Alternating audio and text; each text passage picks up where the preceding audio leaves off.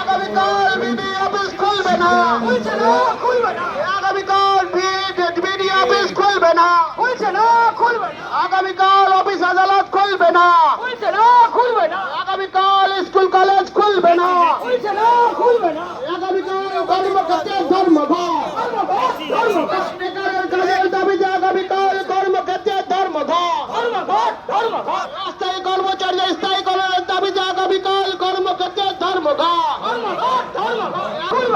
আগামীকাল DM office খুলবে না,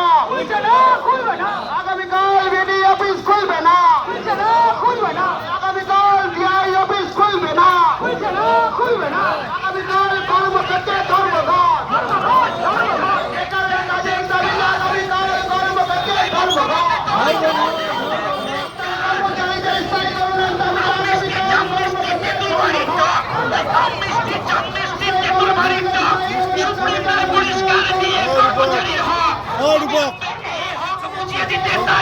সংগ্রাম চলছে চলবে, এই সংগ্রাম থামছে না, থামবে না। সুপ্রিম কোর্টের পরিষ্কার দিয়ে